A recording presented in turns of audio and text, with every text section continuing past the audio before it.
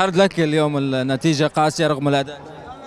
الحمد لله. هو ما أقول لك، كنا منتظرين أنه نفوز إن شاء الله في المباراة، لكن الحمد لله على الرغم من كذا يعني ما كناش متوقعين احنا من الأول أننا نوصل نصف نهائي، فعلى يعني أداء مشرف يعني الحمد لله. يعني ما أقول لك حسرة وكذا، لكن الحمد لله على كل حال. المنتخب المغربي اليوم كان سيء الحظ أمام المرمى، عمل كل شيء يعني هجمات من الأطراف، دخل في العمق وأدوا بطريقة ممتازة. فخورين بأداء المنتخب المغربي، رفع رأس كل العرب ونتمنى لهم حظ أوفر، لكن سبب خسارتهم الحظ ما حالفهم للأسف اليوم. I'm from Iran and we support Morocco. We support our Middle East and Gulf countries.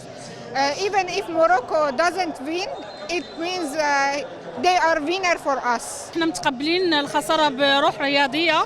أهم شيء إنه كنا في المربع الذهبي، ونشكر أهل المغرب والأسود الأطلس، وعادي ما مشكلة، احنا متقبلين خسارتنا بروح رياضية ونفتخر بالأسود الأطلس. مباراة كبيرة للمغرب اليوم. كبيرة جدا جدا للمغرب، وأداء شرف، ولعبوا بكل مجهود وكل غيرة، وفخر للعرب وللمسلمين كلهم، ونفتخر بهذا الفريق.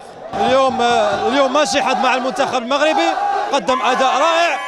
المقابلات الفايتة مع إسبانيا مع البرتغال، لكن نتمنى لهم توفيق في المباراة الترتيب مع كرواتيا إن شاء الله، وهذا إنجاز كبير. نحن واثقين في جميع اللاعبين تاعنا، واثقين في المدرب الوليد ركراكي، والحمد لله على كل حال. اليوم ماشي حظ. الحمد لله أول فريق عربي في العالم وصلنا له الربع النهائي، الحمد لله بروح رياضية وديما وصول لأطلس.